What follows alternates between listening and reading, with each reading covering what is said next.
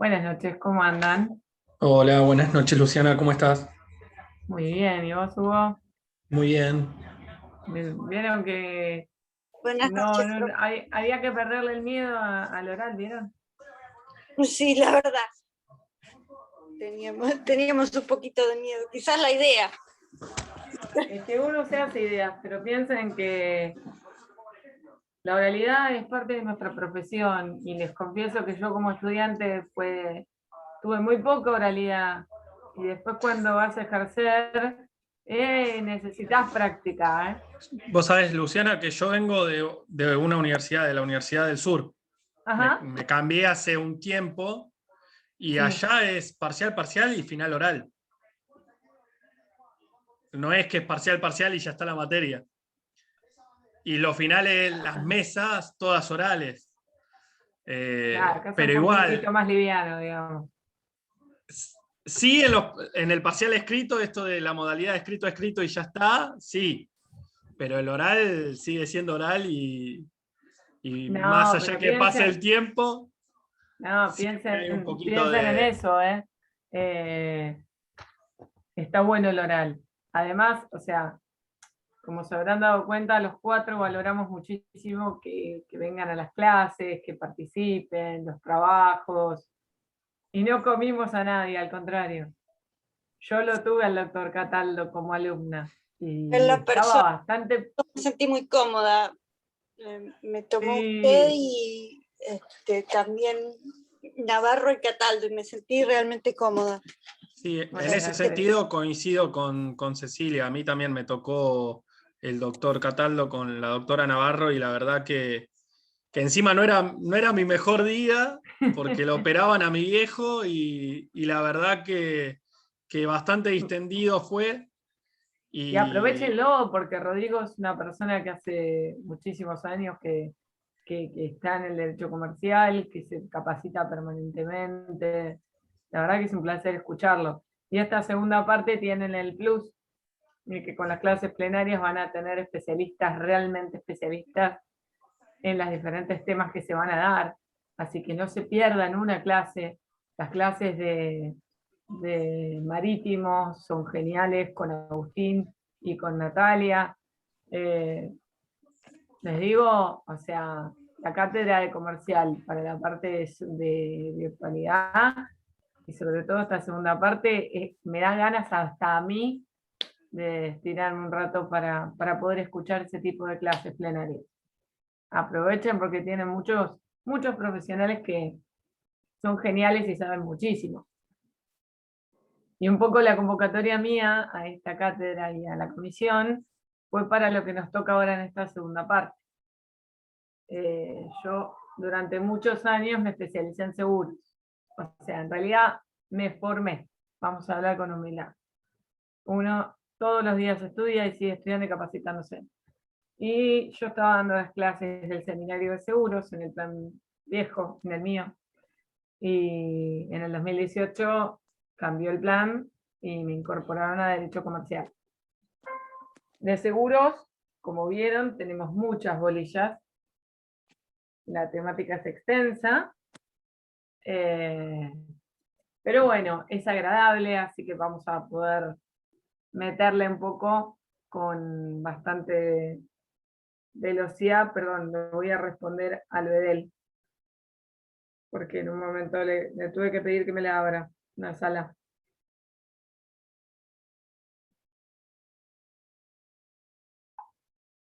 Hubo una chica que rindió con COVID, ¿se enteraron? sí, Pobrecita, sí, había pobrecita. comentado en el grupo de Telegram que estaba con COVID y que iba a hacer lo posible para rendir. Sí, sí, sí, estaba tapada con una frazada, eh, se rindió, le puso mucha buena voluntad, muchísimo buena voluntad. Bueno, si quieren empezamos. Vamos a empezar con la parte de seguros, con la bolilla 10, ¿sí? La temática de seguros es una temática súper ágil y la van a encontrar, les va a parecer interesante porque es lo más familiar que últimamente uno puede tener cuando uno va estudiando comercial. porque cualquiera tuvo un seguro en la mano, sabe lo que es una póliza y demás, ¿sí? Pero bueno, como toda temática que uno trabaja, lamentablemente todo tiene que empezar con una parte histórica para saber dónde estamos parados. Y digo lamentablemente porque suele ser aburrida, pero bueno, yo trato de ponerles un poco de color.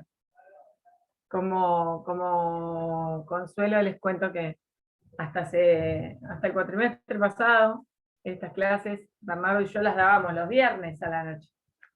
Logramos que la pasaran a los miércoles, porque decíamos, viernes a la noche, 8 de la noche, y darles derecho comercial, se duermen, y no saben lo que eran las presenciales, porque uno en su casa, de última, está en su casa. Pero en las presenciales era muy, muy complicado levantar animosidad en el alumnado. Pero bueno, como les comenté siempre, a mí me gusta distraerlos un ratito para compartirles pantalla.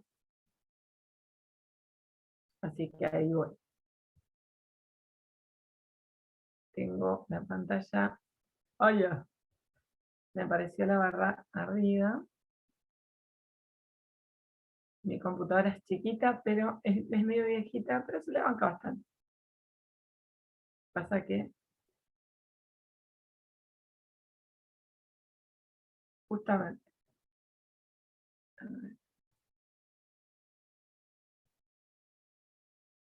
Ahora sí, faltaba para maximizar. Vamos a ver un poquito el tema de seguros. Porque el seguro existe desde que la vida es vida y desde que somos más de una persona en este mundo. Empezó a tener ciertas formas y pueden encontrar en la parte histórica del seguro mucha doctrina que les habla de evolución histórica, de cómo viene, desde dónde viene. Todos coinciden en que las primeras formas rudimentarias de seguro vienen del Código de Hammurabi. Así que imagínense la antigüedad de que estamos hablando de este tipo de este instituto. Yo entendí, a mí me pareció más didáctico poder darles esta evolución en estas etapas. En una etapa de mutualidad, en la segunda etapa van a ver cómo se va formando el contrato de seguros. En la tercera, ese contrato necesita de una normativa. En la cuarta, con el contrato, con la normativa, ya la circularización de ese contrato, empiezan a formarse las empresas y finalmente interviene el Estado. Y como les decía, las primeras formas rudimentarias venían del Código de Hammurabi, donde se empezaron a agrupar comerciantes para tratar de juntar dinero entre ellos que les permitiera, como un fondo, poder sobrellevar algún riesgo del tráfico comercial. Otro ejemplo, otra situación histórica que se da, como les menciono acá, con las mercaderes de Rodas.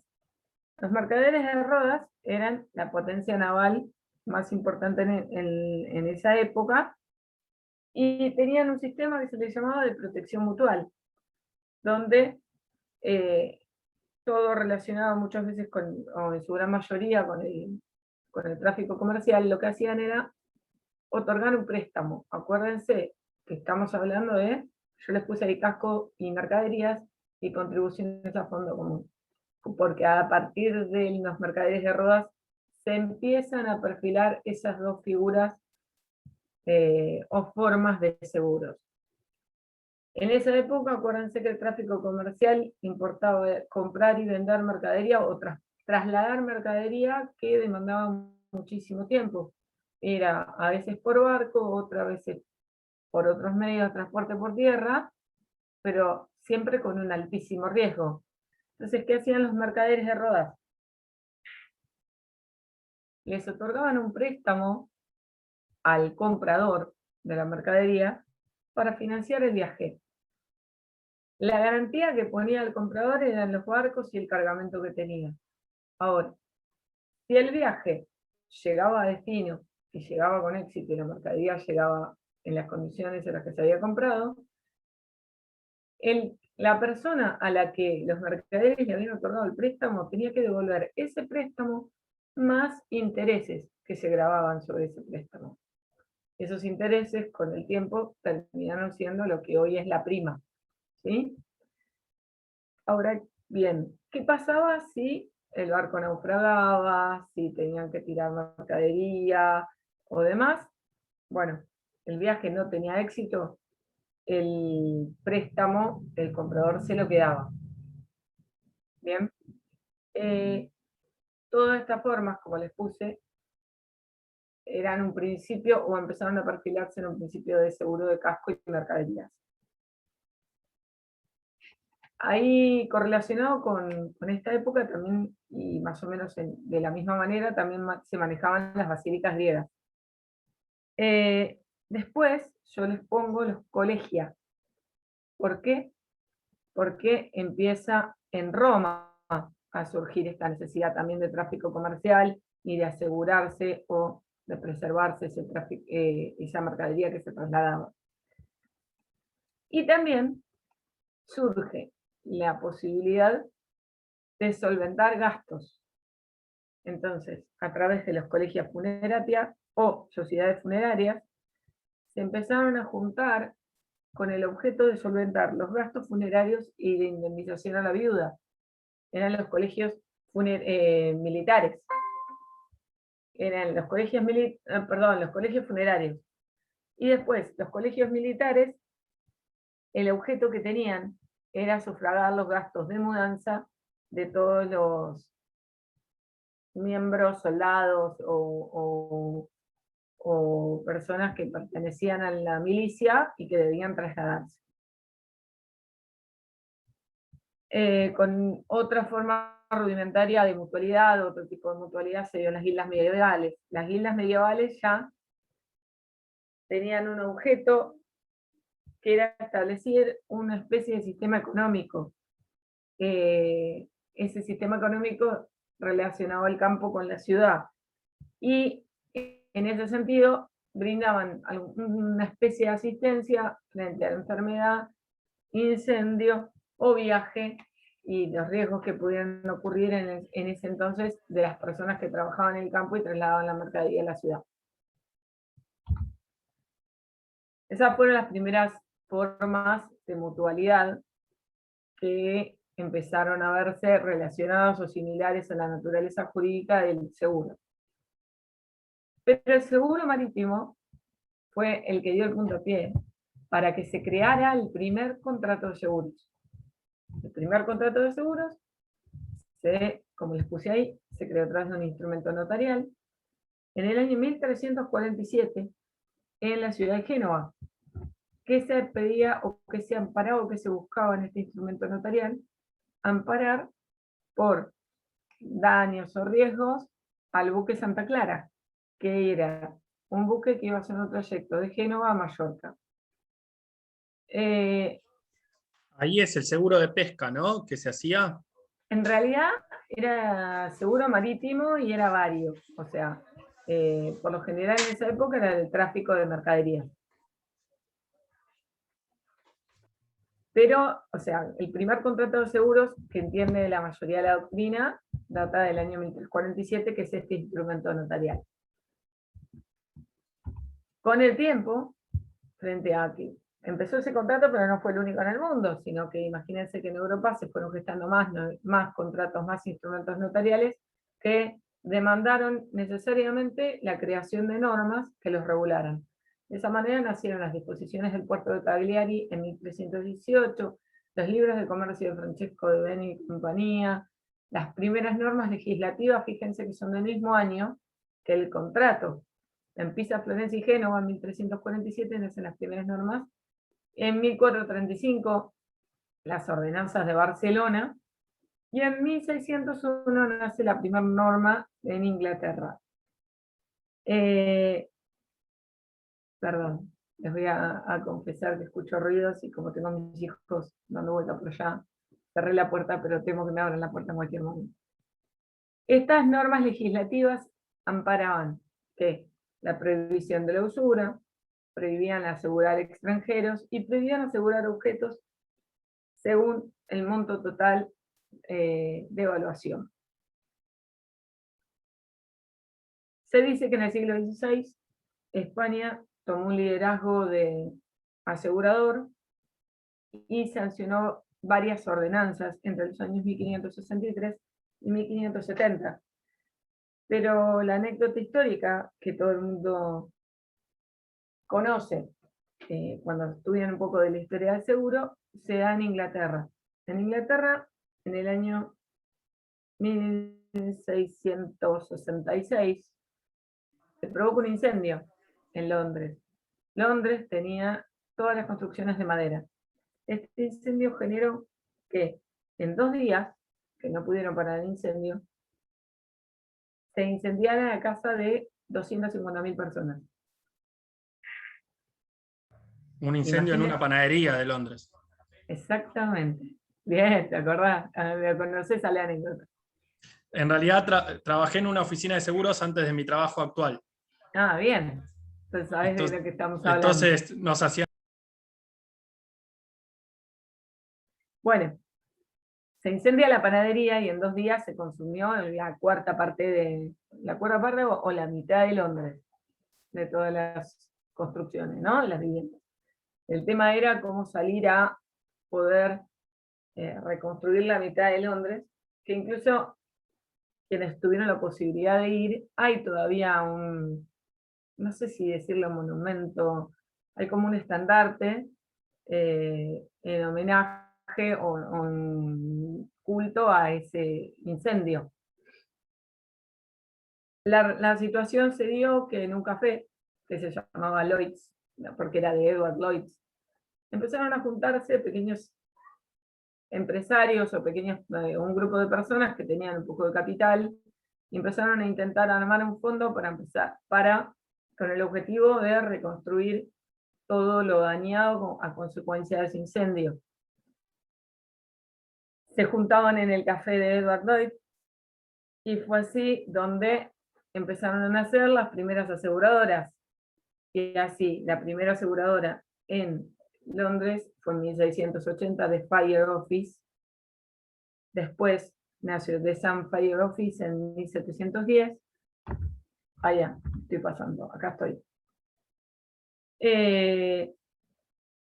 Estas aseguradoras, como les pongo acá, empezaron a estudiar y analizar cuáles eran los elementos técnicos del seguro, y empieza a aparecer palabras nuevas como riesgos, primas e indemnizaciones. Y la anécdota que va ahora de color de Sun Fire Office, después ahí la corona vio el negocio, entonces en una negociación de Sun Fire Office se convirtió en The Royal and Sun Fire Office, que terminó siendo The Royal and Sun Alliance, porque terminaron siendo una alianza que generó la creación de la aseguradora Royal and Sun Alliance, que en el año 2008 o 2010, si no recuerdo, pasó a tener la denominación RSA Seguros.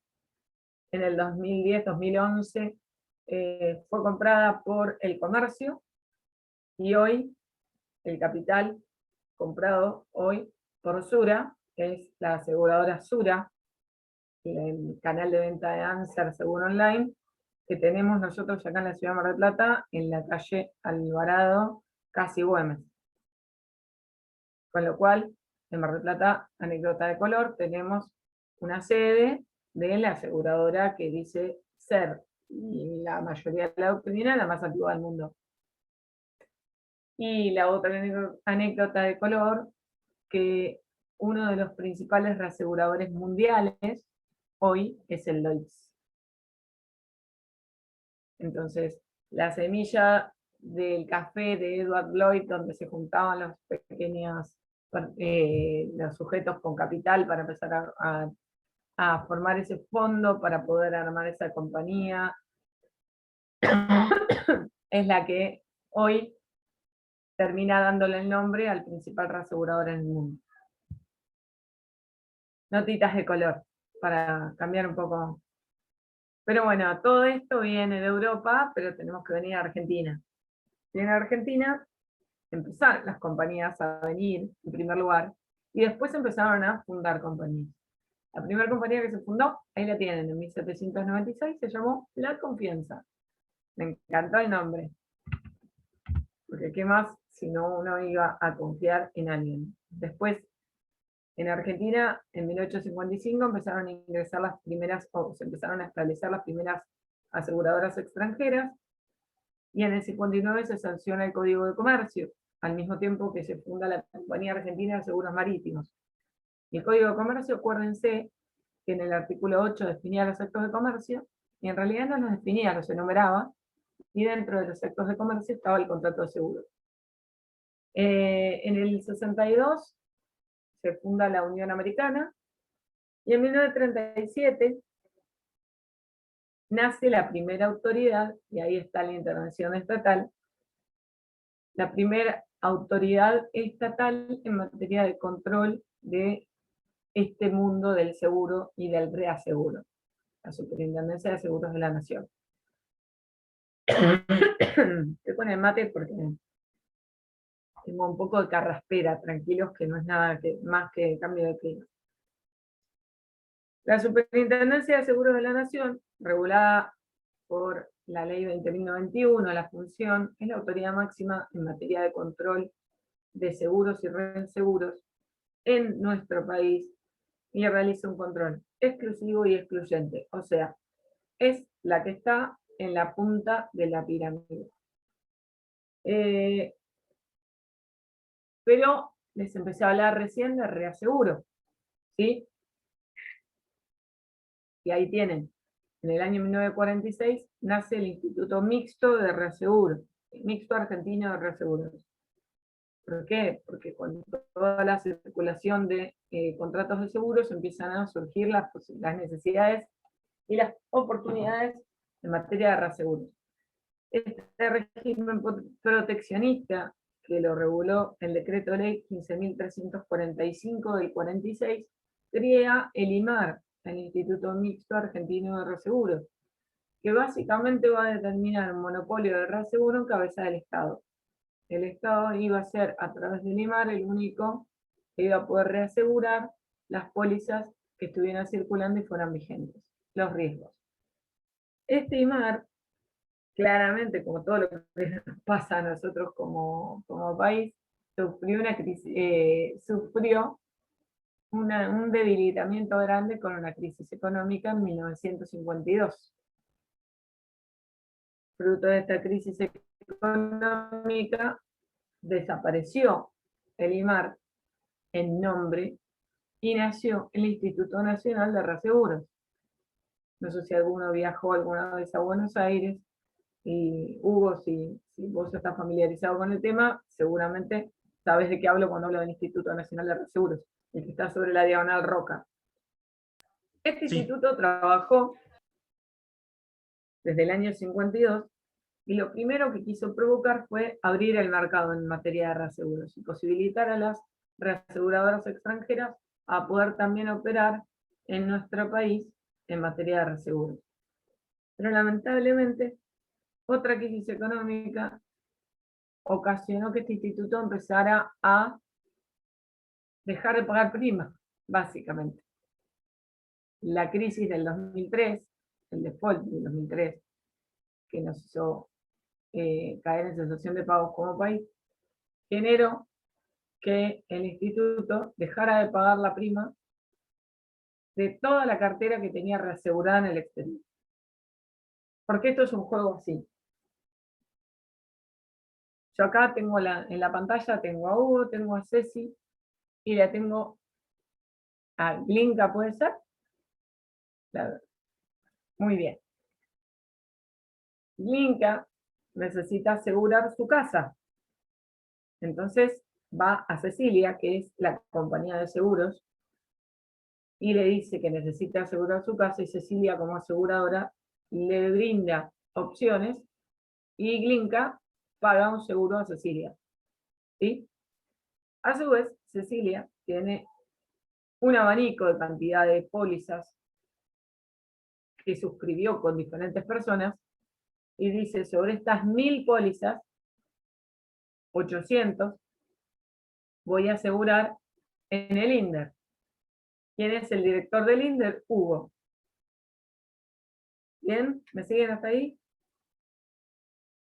Segundo contrato, ¿sí? Porque el primero es un contrato de seguros, el segundo es uno de reaseguros. ¿Sí? Ahora, ¿qué pasa? El INDER reaseguraba a su vez, que se llama retrocesión, ya lo vamos a ver, gran cantidad, y en los últimos tiempos la totalidad de sus pólizas, con reaseguradoras del exterior. Y esas reaseguradoras les pagaba prima. ¿Bien? Para poder tener capital, para poder pagar a las aseguradoras frente a algún siniestro. Cuando entró en cesación de pagos, no pagó más prima. ¿Qué pasó? Las reaseguradoras empezaron a ir a tribunales arbitrales a nivel internacional, reclamar el pago de la prima, y como tuve la oportunidad y la experiencia de trabajar en el Ministerio de Economía unos años, en una coordinación donde había juicios de INDER, llegaron al país varios exequatur. No sé si les suena la palabra exequatur, si vieron procesal. El exequatur es la ejecución de sentencia del exterior, del laudo arbitral. Y personalmente les puedo contar que antes de venirme para Mar del Plata, trabajando en el Ministerio de Economía, llegó un exequatur de una compañía de seguros donde el reclamo en el año 2014 era 16 millones de dólares. Imagínense los desfalcos y la situación crítica a nivel económico que empezó a generar el instituto. Y ahí, todavía en esa oportunidad, el instituto continuaba con sus puertas abiertas. En definitiva, lo que les puedo contar, más allá de esto, es que en el año 2017, finalmente el Ministerio de Economía y Hacienda, mediante la resolución 743, dispuso su liquidación final, con lo cual, hoy por hoy, el INDER no existe. Y así llegamos acá. ¿Qué tenemos que saber? En materia de seguros, que tenemos un tronco de normas. Vamos a tener la 17.400. Perdón, Luciana, Dale, Hugo. te hago una consulta. ¿Qué? ¿El reaseguro no se utiliza como método en el caso de, se da mucho en lo que es las compañías pesqueras, que Sí, una compañía no tiene la capacidad patrimonial, uno sabe que la compañía de seguro responde con su patrimonio. exacto. Si no tiene la capacidad patrimonial computable como para asegurarla completamente a la compañía pesquera, que por ahí son seguros muy caros, en los cuales suceden siniestros que al pagarlos son importantes, no se utiliza el reaseguro, utilizando el método en realidad de reaseguro, acompañando con otra compañía, y se da también en el granizo, en los seguros de granizo del campo. Por ejemplo, Sancor asegura hasta determinada parte del lote, en la otra parte del lote la tiene que acompañar con, no sé, San Cristóbal. En realidad es así. Y yo les voy a contar, está muy bueno y les cuento en una anécdota. Es así como lo decís. Y en realidad no es que acompañan, sino que la reaseguradora le gira el capital para que la aseguradora pague. ¿Sí? Si acompañaran, serían dos. ¿Bien? Ahora, les cuento una anécdota. Dentro de mi experiencia en Capital tuve la oportunidad de trabajar en Royal, en RSA Seguros.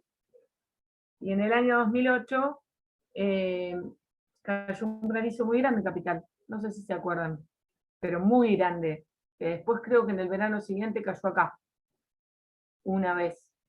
Pelotas de golf o Sí, pelotas de tenis de cayó en tamaño. Mar del Plata en el 2012, si no me equivoco. Fue bastante importante. 2008, 2010 creo que fue, 2010-2011. Por ahí cayó en Capital. Fue durísimo, porque nadie lo esperaba.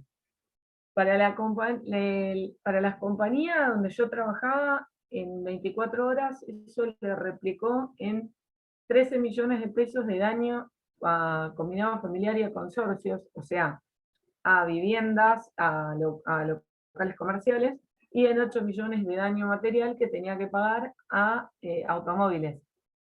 Que a partir de esa época fue que la cobertura de granizo, o sea, el granizo pasó a ser una cobertura que nos interesaba a todos. Porque hasta ese momento nadie pensaba que el granizo era una opción. Era al cohete. Pero hasta ese momento nadie lo pensaba, después de ese momento todo el mundo, ante la duda, pregunta cuando quiere contratar algo y dice, ¿granizo me cubre? Bueno, yo les cuento que en este caso, la compañía para la que yo trabajaba tenía reasegurador directo. ¿Qué significa eso? Que la compañía, en realidad, como yo les conté, su semilla, su sede central está en Londres. Royal, RSA Seguros, hoy Sura, el capital de Sura, hoy está, creo, si mal no recuerdo, en Colombia. Pero en el momento que yo trabajaba, la compañía tenía su sede en Londres. Y era reasegurador de las compañías en todo el mundo. ¿Bien? Entonces, automáticamente, frente a un daño así, operó el contrato de reaseguro de manera automática. Y Londres le mandó a Buenos Aires el dinero para que Buenos Aires pudiera salir a pagar los siniestros. Pero es así, es como que es de backup. Lo tiene uno acá atrás, es decir, ok, si la siniestralidad se me va de las manos, me tiran plata. ¿Sí? Pero no se enrosquen mucho con el tema de reaseguros, pues lo vamos a ver más adelante. Es parte de las bolillas. Lo importante es que llegamos hasta acá y hoy por hoy tenemos una normativa, tenemos contratos, tenemos las formas de seguros, tenemos diferentes tipos de seguros. Pero lo importante es, si yo me voy a poner a estudiar seguros, tengo que partir de estas 4 leyes que son básicas. La 17418, regulada en el 67, que regula, lo que hace es definir el contrato de seguros en todos sus aspectos. La 20.091, que un poquito se las mencioné, va a regular las facultades, deberes y obligaciones de la Superintendencia de Seguros de la Nación y de las entidades aseguradoras, con un plus.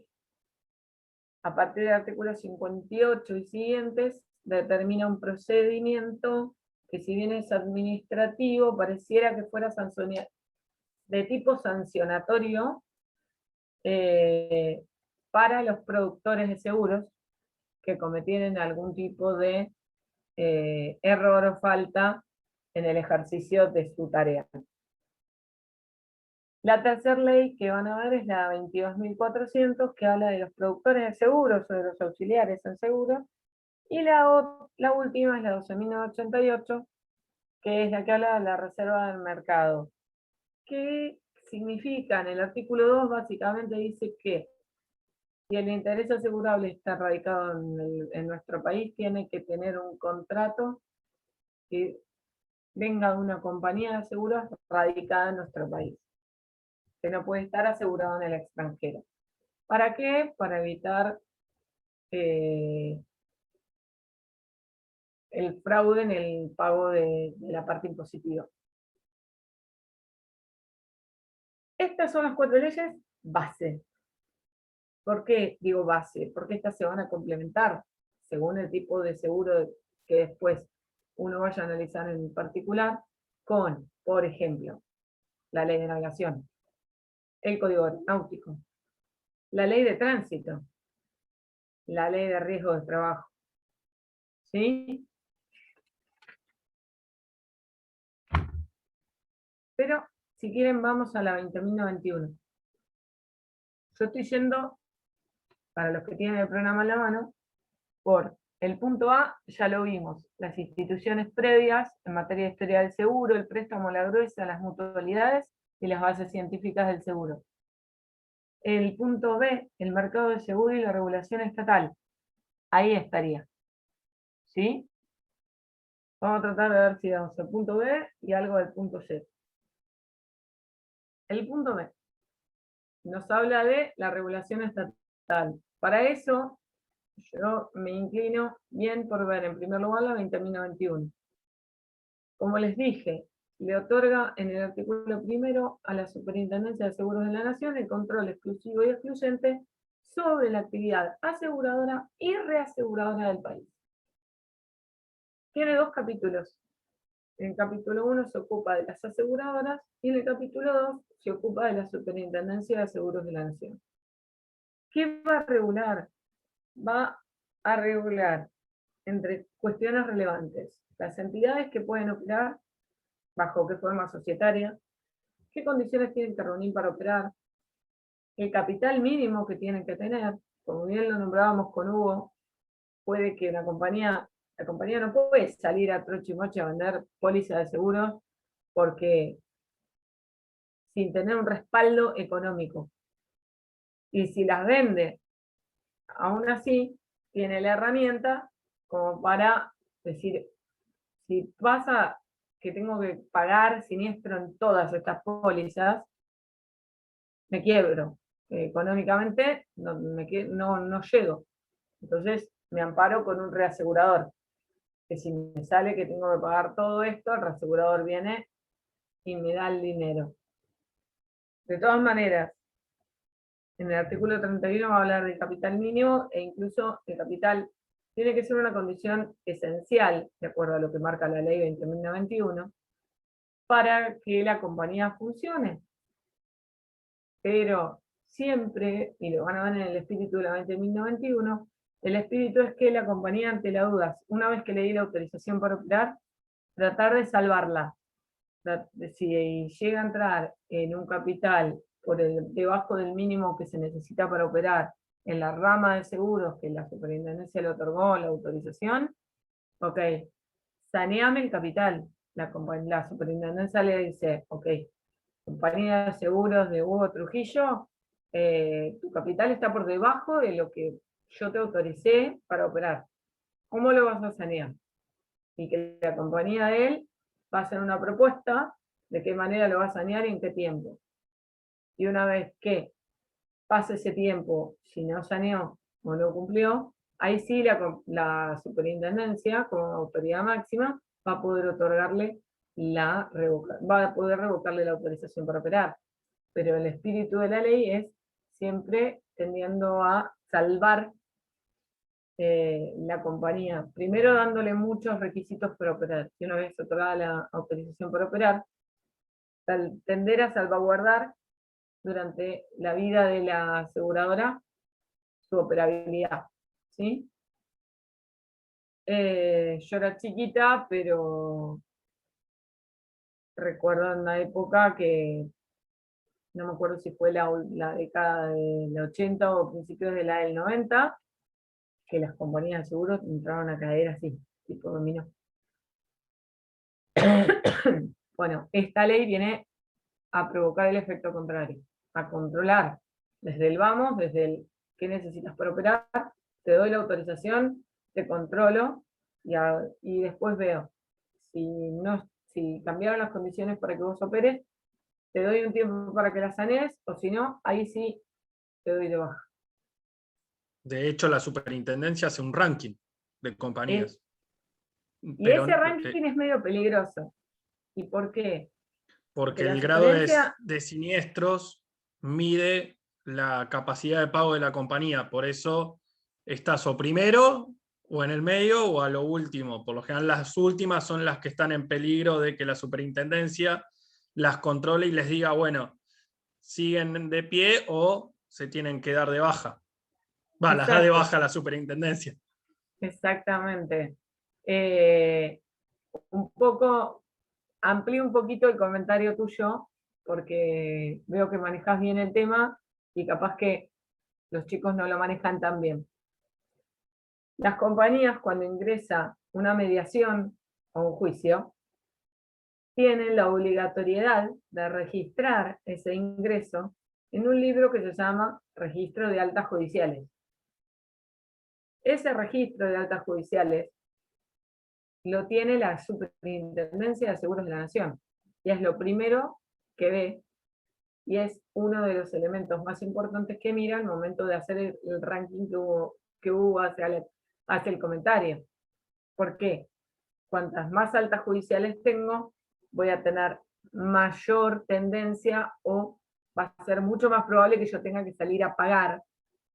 Entonces la compañía, entonces la super va a mirar cuánto tengo para pagar. Y ahí va a empezar a hacer el ranking. ¿Sí? Cuantos menos altas judiciales tengo, menos juicios y menos mediaciones tengo menos riesgo de tener que salir a pagar. Porque cuando lo tengo, no tengo que pagar el siniestro, tengo que pagar el siniestro, el honorario de un abogado, el honorario del mediador. Andás a ver si honorario de perito. ¿Sí? ¿Y por qué el comentario de que es un poco peligroso ese ranking, que encima lo publican en la página, que hay compañías que salen a pagar cualquier cosa? Porque a veces, si los juicios son antiguos o los juicios tienen el objeto, lo que pasó en el accidente que genera el juicio o genera la mediación es una muerte, te importa que se congele mucho dinero de reserva. La reserva viene a ser lo que hace falta para salir a pagar ese juicio. Todo eso lo mide mide la super, y todo eso se traslada, o la foto de todo eso se ve en ese ranking. Entonces, ¿qué pasa? Las compañías, para estar ahí arriba, a veces salen a pagar un montón de cosas que no deberían pagar. Pero bueno, esas son políticas comerciales que van a la par de la vida diaria. En fin, sigamos un poquito. Acá les puse el artículo primero, se los escribí: el ejercicio de la actividad aseguradora y reaseguradora en cualquier lugar del territorio de la nación está sometido al régimen de la presente ley y al control de la autoridad creada por ella. Y dice que el control del funcionamiento y actuación de todas las entidades de seguros, sin excepción, corresponde a la autoridad de control organizada por esta ley, con exclusión de toda otra autoridad administrativa nacional o provincial. Sin embargo, la superintendencia podrá requerir a estas últimas su opinión en las cuestiones vinculadas con el régimen societario de las entidades cuando lo estimara conveniente. ¿Por qué es eso? Porque las entidades, para operar en seguros, tienen que tener una constitución societaria. Entonces, cuando esa constitución societaria está debidamente registrada en el Registro Público de Comercio, y ahí vamos relacionando derecho comercial básico, primera parte. Necesita la publicidad en el Registro de Comercio, en el Registro Público de Comercio, para presentar los papeles en la superintendencia, para ser autorizada para operar. La super puede hacer la consulta al Registro Público de Comercio para ver si esa sociedad está constituida y como tal. ¿Sí? A eso se refiere el control exclusivo y excluyente. La super es autárquica y tiene autonomía funcional y financiera. ¿Y por qué este control exclusivo y excluyente? Básicamente, que yo les comentaba recién, fin de los 80, principios de los 90, cuando se provocó todo ese desfalco de compañías aseguradoras que parecían un dominó, se trató de evitar eso y evitar esos abusos de las aseguradoras en el ejercicio de sus funciones.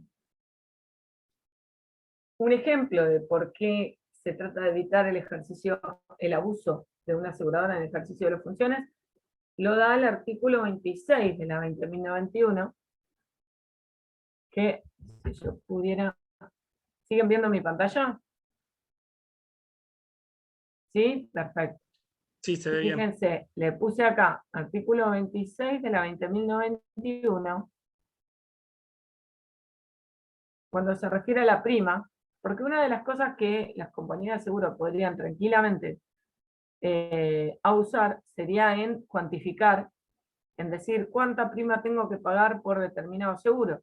Sin embargo, fíjense que el 26 dice que las primas deben resultar suficientes para el cumplimiento de las obligaciones del asegurador y su permanente capacitación económico-financiera. O sea, las primas tienen que ser suficientes, ni más ni menos.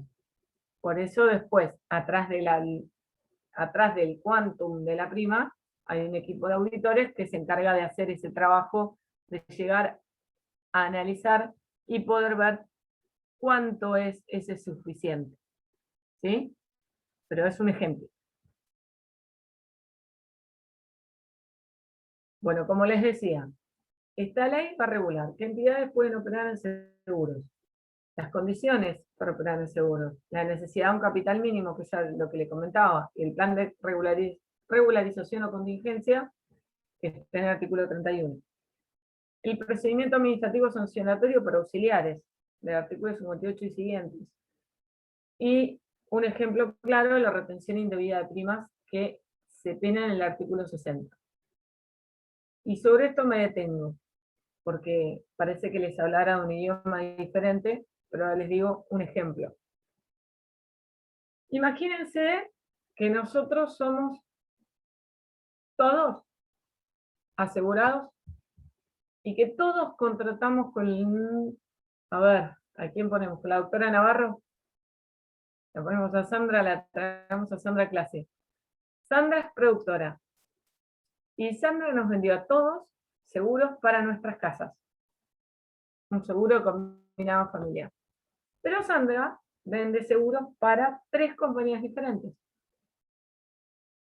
Estas 3 compañías tienen vencimiento de las pólizas, la compañía A del 1 al 5 de cada mes, la compañía B del 1 al 10 de cada mes, y la compañía C del 1 al 15 de cada mes.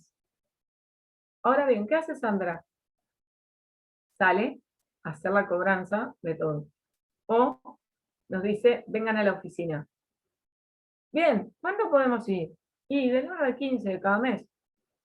Entonces, agrupa todas las primas que cobra y sale a las compañías a rendirlas. ¿Sí? ¿Qué pasa?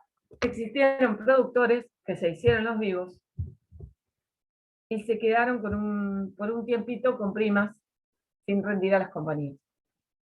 Eso provocó la norma del artículo 60. ¿Qué nos dice el artículo 60? Fíjense, los productores, agentes y demás intermediarios que no entreguen a su debido tiempo al asegurador las primas percibidas serán sancionados con prisión de 1 a 6 años e inhabilitación por el doble tiempo de la condena. Y ustedes me preguntarán, o se preguntarán, pero eso no pasa. Bueno, yo les cuento algo. Un día tuvimos la oportunidad de tener un productor de seguros en el estudio, porque bueno, yo todo esto no nací en una cuna sin conocer el mundo del seguro, sino que mi padre estuvo en el mundo del seguro desde el año 73. Así que sabe un poco. Yo sé muy poquito al lado de él. Pero siendo un profesional de consulta de varios productores de seguros, en una oportunidad vino uno, a quien la Superintendencia de Seguros de la Nación lo había suspendido con la matrícula, en su matrícula durante, no recuerdo si fueron 2 meses, tenía la medida de suspensión, por retención indebida de primas. Y tuvimos que iniciar, o sea, ver lo que había, cuáles eran las actuaciones que habían llevado por parte de la Superintendencia a sancionarlo y lograr demostrar que él no había retenido indebidamente las primas, cosa que lo logramos, pero lamentablemente el procedimiento que está en el artículo 58 y siguientes tiene un grave error. ¿Cuál es ese error? Que, bueno, yo estoy hablando con estudiantes de Derecho, pero ya están en la mitad de la carrera. Saben que las condenas se ejecutan una vez que están firmes. ¿Bien? Las sentencias que condenan al pago de una indemnización por daños y perjuicios, o que condenan a un plazo de prisión, se ejecutan una vez que están firmes. Bueno, en este caso, determinada la sanción y no habiendo adquirido firmeza, se publicó en el boletín oficial. Se lo suspendió preventivamente. Por lo tanto, las compañías de seguro, sin que él tuviera ese derecho de defensa posible, ya sabían que él había sido suspendido por retención indebida de primas. Imagínense cuánta confianza las compañías de seguros iban a tener sobre un productor así de vuelta. Logramos revocar esa medida, pero existió. ¿Qué pasó? Lo que se pudo probar con los libros y todo, que era de usos y costumbres, que él, al igual que el ejemplo que yo les daba de Sandra, retuviera en realidad siempre durante el mismo periodo de tiempo del mes, recibiera el pago de las primas y rindiera ese pago de primas siempre dentro del mismo periodo de mes consecuente. ¿Sí? Y otro ejemplo que puede pasar del otro lado de la vereda con la retención indebida de primas. Bueno, les cuento algo. Hace muchos años también, pero nosotros tuvimos que trabajar por parte de la compañía de seguros, un accidente muy grande en la bajada de la base naval. ¿Vieron cuando uno viene por la costa y de repente agarra así para abajo? Donde está el INIDEP, ahí al lado de la rotonda del mástil del Golf. Bueno, un choque de frente provocó lesiones, daños materiales y la muerte incluso de una mujer que estaba embarazada. Se descubrió que al momento del accidente la prima no estaba paga. El accidente había sido el 8, la prima había vencido, el periodo de plazo de prima había vencido el 5. Y la prima había sido pagada el 9, con una cuestión así. El juicio llegó a corte, con una excepción de falta de pago de prima por parte de la compañía de seguros. ¿Qué dijo la corte? De la prueba pericial surgía que la prima se pagaba a un productor y que el productor rendía las primas todos los meses en el mismo periodo de tiempo, entre el 7 y el 10. Entonces, que si las compañías de seguro habían aceptado ese pago de prima, no tenía por qué no aceptar el siniestro, porque si no, siempre hubiera aceptado que el asegurado estuviera sin cobertura. ¿Vieron cómo las cosas pasan? Pero llegaron hasta la corte y en la corte condenaron a la compañía de seguro. Bueno, sigo. Les puse ahí un poquito. La superintendencia, como les mencionaba, es una entidad autárquica con autonomía funcional y financiera que gira la órbita del Ministerio de Economía. Está a cargo de un funcionario con el título de Superintendente de Seguros de la Nación, designado por el Poder Ejecutivo Nacional. Vamos por la última parte del punto B, que habla sobre la Ley de Defensa del Consumidor y el derecho de seguros. Esta parte siempre en las presenciales se ponía divertido porque íbamos con Bernardo. Bernardo tiene una postura, yo tengo otra, y podíamos abrirles la cabeza un poco a todos los alumnos con el hecho de que cada uno puede, si tiene los fundamentos legales correspondientes, tener su postura y su posición tomada. Cualquiera de las dos era buena. La primera conclusión que les tengo que decir: el seguro y la Ley de Defensa del Consumidor deberían ser aplicados de manera armoniosa, ensamblarse y potenciarlo mejor. Bueno, les cuento que no ocurre así. Tenemos una Cámara que aplica en gran parte la Ley de Defensa del Consumidor. Y tenemos pocos juzgados que aplican el derecho de seguros. Pero bueno. Otra vez tengo que volver un poquito a la historia, pero vamos a la historia más divertida. Empieza con los juicios, con la jurisprudencia.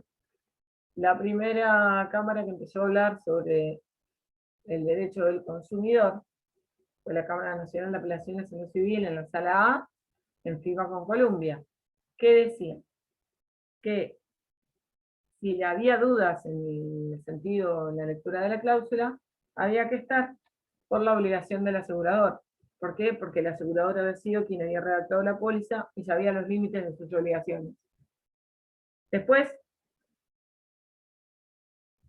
en otro voto, dijeron No, si hay una cláusula dudosa hay que estar en contra de quien la redactó. Porque quien la redactó sabe por qué la redactó y sabe cuál había sido el límite.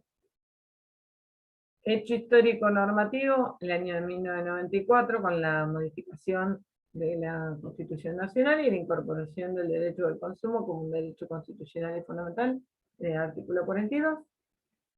Y a partir de ahí empiezan. Yo les puse 3, pero me faltó una. 4 fallos que a mí me resultaron bastante interesantes. Uno es Barreiro con transportes metropolitanos de la Cámara en lo Comercial Sala A del año 2006, que decían, todos discutían más o menos lo mismo, la famosa franquicia en el transporte de pasajeros. En Barreiro directamente la declararon nula, porque la franquicia en transporte de pasajeros siempre fue muy alta, históricamente muy alta. En Barreiro la Cámara declaró nula de pleno derecho el artículo que establecía la franquicia cuantitativamente irrazonable. En Ortega mantuvo el mismo criterio, pero en Buffoni y en el cuarto, que les digo que me olvidé de ponérselo, que es Flores con Jiménez, de la Corte del año 2017, empezaron a decir que los terceros son ajenos al contrato de seguros y por lo tanto extraños a la relación de consumo y no tienen derecho a impugnar ni a pedir la nulidad de ningún tipo de cláusula del contrato mismo.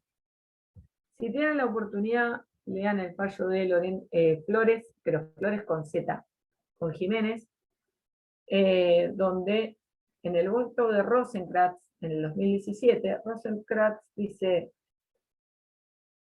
paremos la mano. Yo entiendo que la víctima tiene un derecho a reparación integral, pero no por eso vamos a perjudicar al demandado ni a la aseguradora, porque una cosa es el derecho integral de reparación de la víctima y otra cosa es el contrato de seguros que une a la compañía de seguros con el demandado. Y ese contrato es un contrato como tal y un acto jurídico válido.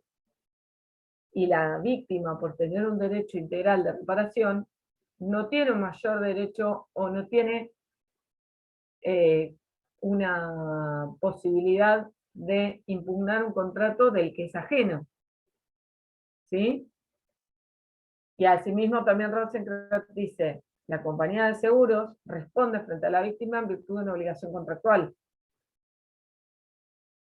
Y el demandado va a responder en virtud de una obligación de las llamadas, en el momento que estudiaba yo, extracontractual. De una obligación de reparar el daño. Es bastante interesante. Si quieren, chusmenlo.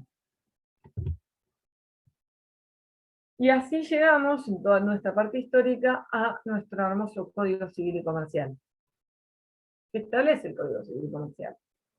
Primero, como uno de los paradigmas, las relaciones de consumo.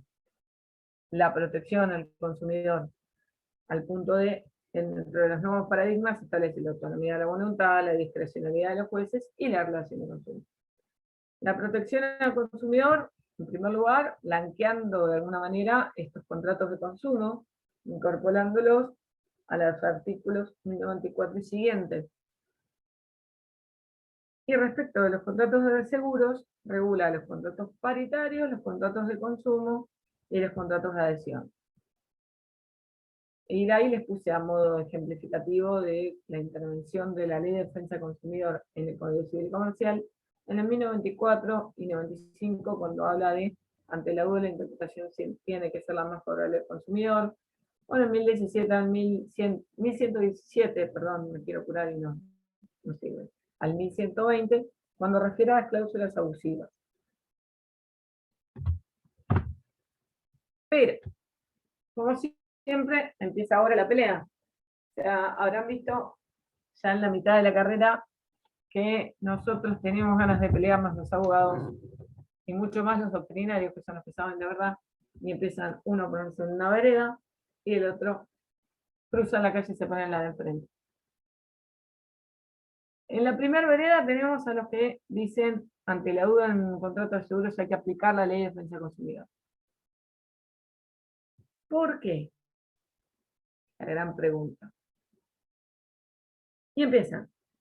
El artículo 1 de la Ley de Defensa del Consumidor y el artículo 1 de la Ley de Seguros nos denota que hay 3 consumidores. Mientras que en el contrato de seguros hay 2 partes, el tomador y el asegurador. Para Stiglitz, por ejemplo, hay 3 partes. Hay 3 consumidores, en virtud del artículo 1 de la 17418. Fíjense lo que dice el artículo 1 de la 17418. Vamos a la 17418, ahí está. Dice que hay contrato de seguro cuando el asegurador se obliga mediante una prima o cotización a resarcir un daño o cumplir la prestación convenida si ocurre elemento previsto. La ley nos dice que las partes son 2. El tomador, que después vamos a verlo mejor, y un asegurador. Bueno, para Stiglitz, por ejemplo, dice que hay 3. El asegurador, perdón, el asegurador o la compañía, el asegurado, que es el débil frente a la estructura del seguro. ¿Por qué? ¿Por qué es el débil? Porque entre asegurado y compañía aseguradora hay una debilidad en conocimiento técnico. Hay un contrato de adhesión al que el asegurado se adhiere. Hay una posición dominante de la aseguradora y por ende hay una asimetría en lo que hace a la técnica, a lo económico y a lo expertise. Pero, curiosamente, dice que la víctima también es un tercero consumidor. Perdón, tercero no, lo nombra como un consumidor, cuando dice que tiene para reclamarle a la aseguradora todos los derechos y privilegios propios de la Ley de Defensa del Consumidor. Por ejemplo, la gratuidad del proceso. Y dicen, otro argumento, y me voy otra vez a la Ley de Seguros, para que ustedes entiendan de qué les hablo. Vamos a leer el artículo 5 de la Ley de Seguros, que habla de la reticencia. ¿Qué es la reticencia? Dice que es toda declaración falsa o toda reticencia a circunstancias conocidas por el asegurado, aún hechas de buena fe, que a juicio del perito se hubiese impedido el contrato, modificado sus condiciones, si el asegurador hubiese sido cerciorado del verdadero estado de riesgo, hace nulo el contrato. Ahí se los traduzco. Bienvenidos a Seguros, porque si empezamos a hablar de reticencia, empezamos a hablar de algo que hasta ahora era desconocido para todos. Esto es la reticencia. Situación: cuando un asegurado va a una compañía de seguros con el objetivo de contratar un seguro sobre su auto, por ejemplo, lo que tiene que hacer es brindarle a la compañía aseguradora, o sobre su casa, vamos a la casa, brindarle a la compañía aseguradora todo lo referente a la casa, ya sea adentro como alrededor. Por ejemplo, no es lo mismo que mi casa tenga un baldío en la esquina, que tenga un baldío y enfrente haya un bar, pero un bar de mala muerte.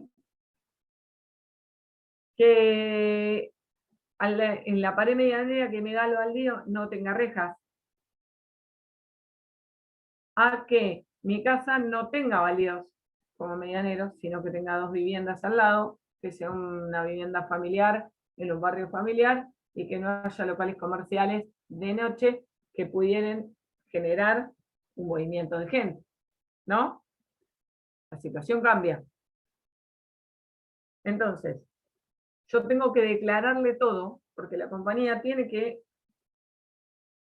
saber cuál es el estado real de lo que yo quiero asegurar, para saber a qué riesgos se puede llegar a exponer mi casa.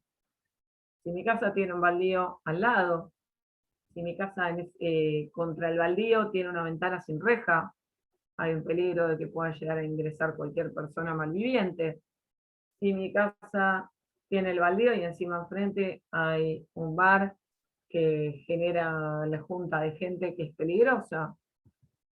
Si vivo en un barrio cerrado, si vivo en un barrio periférico. Todo eso la compañía lo tiene que saber para saber cuán cerca yo estoy de que a mí me pase algo en mi casa. ¿Me siguen hasta ahí? Ok. Eso se llama y se traduce en que el asegurado debe declarar el estado real del riesgo.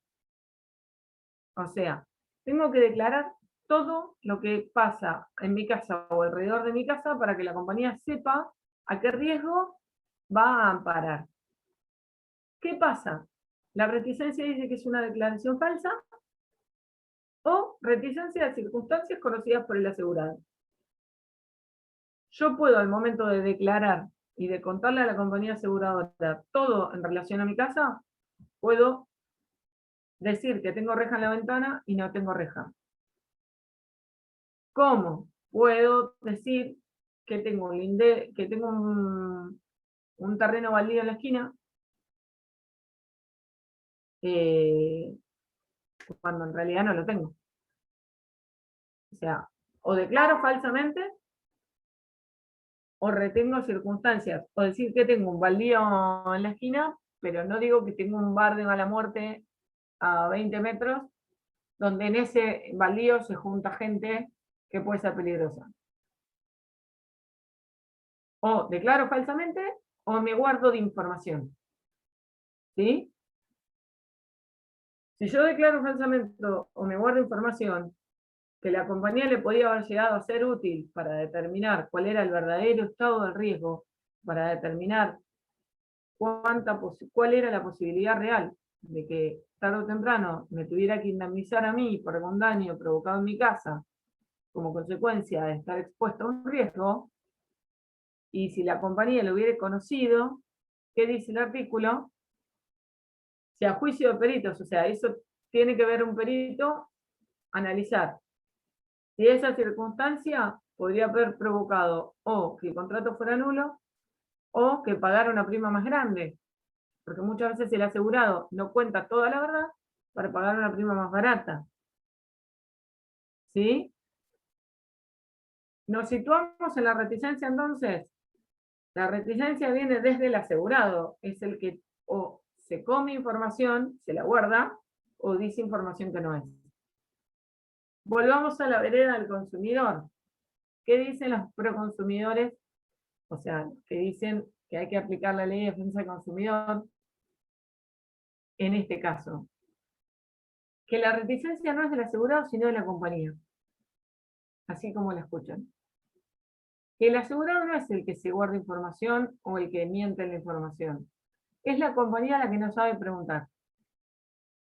Entonces, que si la compañía no sabe preguntar, se la tiene que bancar en criollo. ¿Me siguen? Por supuesto que otro de los argumentos que sostienen para decir que la ley de defensa del consumidor se aplica por encima de la ley de contrato de seguros es que la ley de defensa del consumidor es de orden público.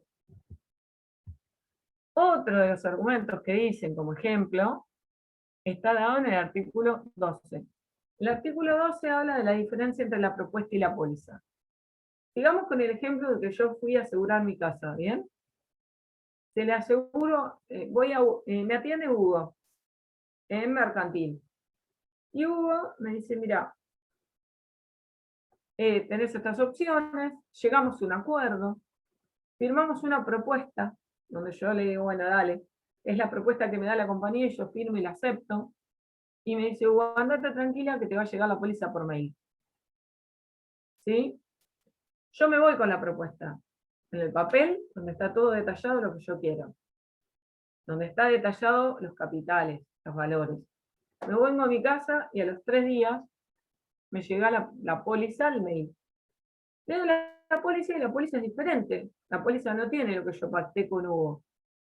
Entonces, ¿qué pasa? La ley me da la oportunidad que si existen diferencias entre la propuesta y la póliza, yo tengo 30 días para impugnar esta póliza y decirle a la compañía, no es lo que yo pacté. Yo pacté esto que está en esta propuesta. Para que se me ajuste la póliza a la propuesta inicial. ¿Qué dicen esta vereda de los consumidoristas? que este artículo es nulo, porque viola el deber de información, porque dice que es la aseguradora la que tiene que informar. Y así, otro argumento más, el artículo 53 de la ley 17418 hace referencia, y yo esto lo hablé con ustedes cuando hablamos de la bolilla de auxiliares, al productor de seguros, ¿se acuerdan? Era 53, 54 y 55. El artículo 53 hace referencia al productor de seguros. Para los consumidoristas dicen que el productor de seguros, de acuerdo al artículo 40 de la Ley de Defensa del Consumidor, tendría que ser un representante para el consumidor de la aseguradora. Y por lo tanto, lo traen de la manito y lo hacen solidariamente responsable con la compañía de seguros frente a la ocurrencia de un siniestro. Cuando en verdad, ese es el argumento, pero ahí empiezo con los contraargumentos, porque yo, particularmente, con mis 41 años y 20 en seguros, y un poquito más, me cambio y me voy a la vereda de enfrente. Ya les digo, el productor de seguros tiene sus responsabilidades y obligaciones que vienen ¿de qué? De una ley. Acuérdense que yo hace media hora les dije, hay un tronco de leyes que si uno dice, empiezo a estudiar seguros, ¿por dónde empiezo? La 22.400 regula la actividad de los productores y asesores de seguros, de los auxiliares en el comercio de seguros, y particularmente el artículo 10 determina cuáles son las obligaciones y las responsabilidades que tiene el productor de seguros.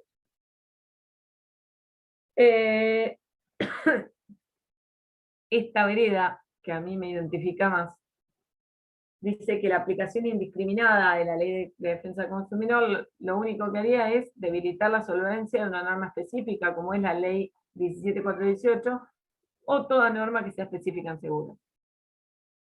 Por otro lado, te dice que la Ley de Defensa del Consumidor no incluye, que lo sabemos, en el artículo primero, cuando habla de las obligaciones de la 24240 o de la 26331, creo que es, no habla de las operaciones en seguros, como operaciones a las que sean aplicables la Ley de Defensa del Consumidor.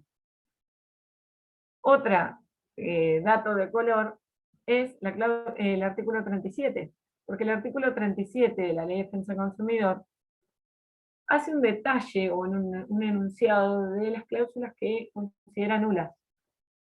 Y si tienen la oportunidad, vayan y chusmeenla nomás.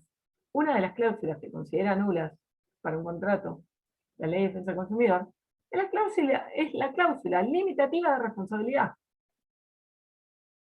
Ahora, yo les pregunto una cosa.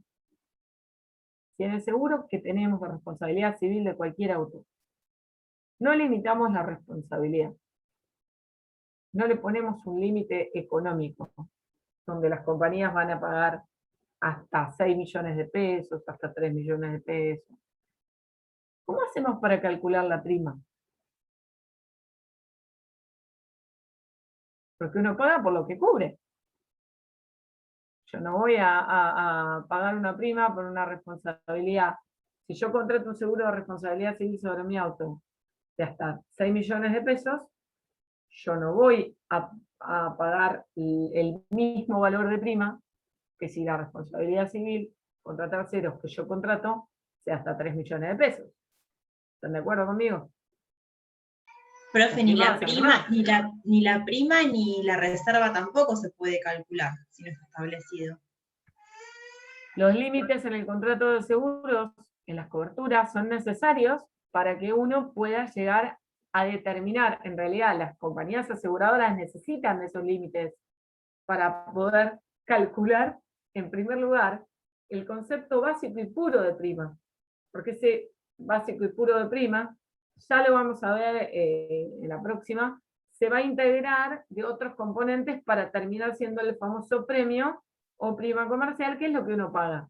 Pero el valor puro de prima lo va a tomar la compañía de seguros de analizar en un contrato los conceptos de cobertura y los límites. ¿Sí? Bueno, ahora curiosamente la Ley de Defensa del Consumidor, en el artículo 37, dice que es nula la cláusula limitativa de responsabilidad. O las cláusulas limitativas. Pero bueno. Después, por otro lado, la vereda en la que yo me formé, ¿qué te dice? Que la ley general no puede modificar una ley especial. Y también que la actividad estatal es la primera protectativa del asegurado. A través de la ley 20.091, yo les dije que la superintendencia, como autoridad máxima de control, llevaba un control exclusivo y excluyente sobre la actividad aseguradora y reaseguradora. A las compañías les dice, primero, registrate como sociedad en el Registro Público de Comercio y tráeme un plan de trabajo, de qué tipo de póliza, de qué tipo de riesgo, si me vas a vender riesgo de trabajo, si me vas a vender personas, si me vas a vender automotores, si me vas a vender combinado familiar, si me vas a vender consorcio, si vas a hacer multirriesgo, si me vas a vender granizo a los campos. No es lo mismo una compañía de seguros que venda pólizas para los buques, el seguro aeronáutico o el seguro marítimo necesita, imagínense que para asegurar los barcos o asegurar flotas de aviones, se necesita un poquito más de capital que para asegurar flotas de autos comunes. Entonces, es la superintendencia la que va a determinar los requisitos y el tipo de capital. Todo ese control lo hace la super, e incluso la ley 20.091, y lo van a ver también en la superintendencia, en la página, tiene una unidad de atención al usuario. Entonces, si de repente el asegurado necesita hacer algún tipo de denuncia, de reclamo o de consulta, existe una unidad de atención al usuario en la Superintendencia de Seguros, sin la necesidad de tener que recurrir a la bastante publicitada Oficina de Defensa del Consumidor. Finalmente, la ley 22.400, yo también les dije, en el artículo 10 establece las funciones y deberes de los productores, donde dentro de los más importantes el productor tiene que asesorar y después tiene que informar. Y también dentro de, creo que es el inciso H o el J, dice que el productor de seguros le tiene que leer la póliza al asegurado, de ser necesario, para asesorarlo en los límites de cobertura y demás. Por lo tanto, el deber de información está más que protegido para el asegurador. Y finalmente, en la ley 17.418, fíjense que no necesita el asegurado de la ley de defensa del consumidor. ¿Por qué? El artículo 11 dice que el contrato de seguro solo puede probarse por escrito. Sin embargo, todos los demás medios de prueba serán admitidos y el principio queda prescrito. Pero fíjense esto. El asegurador entregará al tomador una póliza debidamente firmada, por redacción clara y fácilmente legible. La póliza deberá contener los nombres y domicilios de las partes, el interés, la persona asegurada, O sea, ya el 11 nos dice que la póliza tiene que ser fácilmente legible, clara y con la firma de la compañía. Después, el 12, como les comentaba, nos da el derecho de impugnar en un plazo de 30 días, si yo veo que la póliza que me llegó es diferente a la propuesta que inicialmente la compañía y yo convenimos. Y por último, el 158 hace un listado de artículos donde el primer gran listado dice cuáles van a ser los artículos que pueden modificarse a favor del asegurado. Con lo cual, tenemos un manto protectorio bastante grande en el que la ley de defensa del consumidor debería complementarse y no pasar por encima. Pero bueno, esa es mi humilde opinión. Gente, son las 9:30 de la noche. Con esto tengo el punto A y el punto B cocinadito. ¿Quieren que siga un poco más o seguimos el próximo miércoles? Miércoles que viene estarían con Bernardo viendo la parte de propiedad intelectual. Lo someto a votación, porque como verán... Yo me tengo que retirar. Disculpen. No. A ver, no hay problema. Dejo de compartir porque el PDF ya lo consumimos. El PowerPoint, perdón. con las leyes venimos charlando. ¿Quieren que lo sigamos dentro de 15 días? Yo voto porque termina acá, no sé mi compañero. Bueno, Caro y Fabiola, Sí, por Dale, mí también profe. es mejor que... Si querés, también podemos leer un poco. Perdón, Ceci. No hay problema. Graciela, ¿querés que Por sigamos ahí un poco más? Luciana, Sí, pasa Luciana No. que si se van 2 compañeras queda medio... Exacto. sí. Yo Si te quieren- decía Yo no tengo que por problema. ahí, leemos para la próxima también un poquito y Vamos a hacer ya una vamos. cosa. Escuchen. Igual queda grabado, no importa Sí, que se solidarizó Hugo, digo, porque nos vamos, pero como queda grabado, después miro el pedacito que falta. no, pero está bueno. A ver, que sepan algo. Primero que es muy importante que estén en las clases, porque para nosotros tiene un valor importante. Y después hay otra cosa importante, que es importante que estén para ustedes, porque si tienen alguna duda se la sacan ahora. ¿Sí? Y después de última, la semana que viene, no es lo mismo ver un video. Sí, Pero por ahí es una... eh, yo lo decía por una an- cuestión de respeto, así como estamos... La sí, se presencia tuvo que para ir el recién, docente Fabiola. es importante. A personas que ya estuvieron en la clase, que se tienen que retirar y que hay un horario de cursada, está bueno también respetar desde ese lado. Yo no Sí, tengo por problema si seguimos, pero me parece una cuestión de respeto hacia los compañeros también. Sí, Sí, por supuesto. yo pienso igual. O sea, por respeto a los compañeros, aparte no quedaría mucho tiempo. No tiene sentido No. que Vamos a dejar hacer una afuera a cosa. compañeros. Sí, tenés razón. Vamos a hacer una cosa, chicos. El miércoles que viene van a empezar a ver propiedad intelectual con Bernardo. Y el otro miércoles nosotros seguimos y tratamos de meterle, por lo menos, avanzar con los puntos de la bolilla 10, con los puntos aunque sean más importantes, que es la bolilla más extensa. ¿Sí? Sí, Vamos, no hay problema. listo. Perfecto. Nos vemos el miércoles que viene entonces. En 15 Buena días. semana. Buena Chao, semana. Hasta luego. Igualmente. Chao, hasta luego. Chao, nos vemos. Muchas gracias. Gracias, luego. buenas noches.